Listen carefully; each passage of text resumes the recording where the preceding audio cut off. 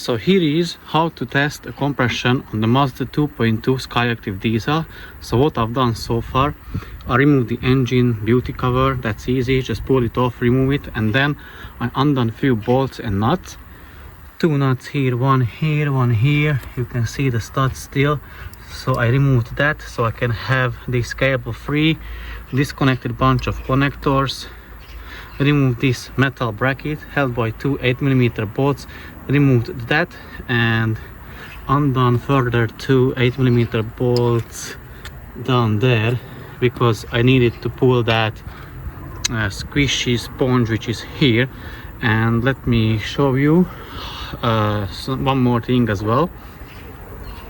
So I needed to remove this one, the bracket, the nuts, bolts, and I have the glow plug connector here. So unclip the connector here, removed it from the bracket. And how I removed the connectors, the tops, from the glow plugs is basically with a long needle nose plier.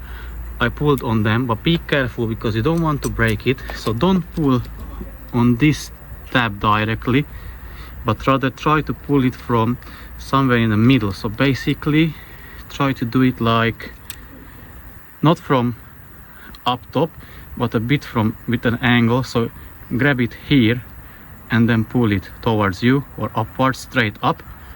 And then let me go back. So for the glow plugs you will need a 10mm socket, a long one, and gently remove the glow plug. Be very careful, you don't really want to break it.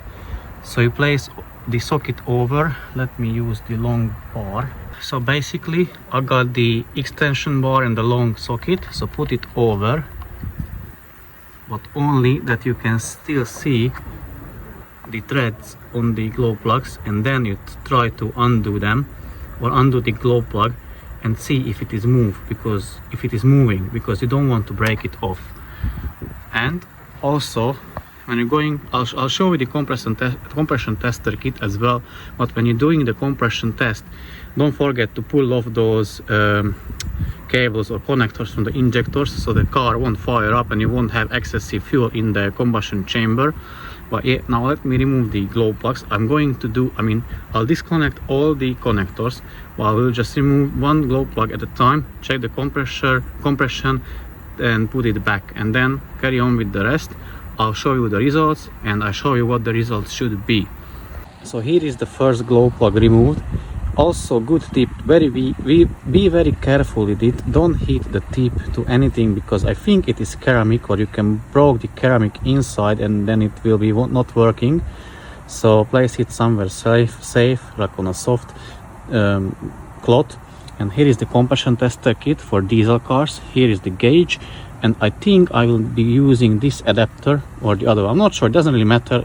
Go with the one it fits or it's the same thickness of like your glow plug, and the thread as well. So thread it in and then connect the quick air coupling or quick air connector to the other end and do the compression test. I'll show you how to do that as well.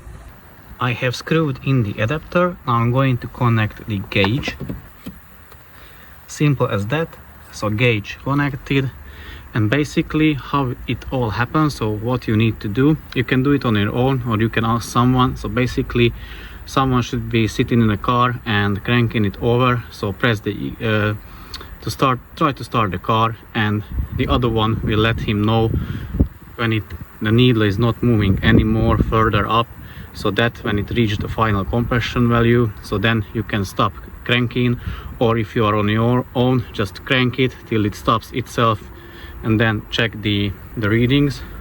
I'll repeat the same step with all four cylinders and then let you know the results.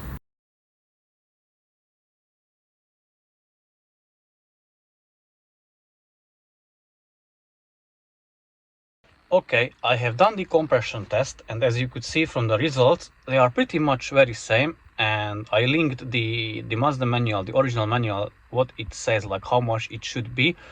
It depending the injector connector type. So if you have a 2-pin, it has to be a certain amount or numbers, and if you have 6-pin, again certain numbers. But in my case, except the 4th cylinder, were very close to the minimum, so that 276, it was very close, slightly above. I think the last cylinder was a bit less, but again, and Mazda says like differences between the cylinders should be not more than 21 psi, so I give it a benefit of the doubt because it has this like a higher mileage. Let me check how much exactly. It has 132,000 miles on the clock, so it's a higher mileage one, and it met the minimum standard or specification.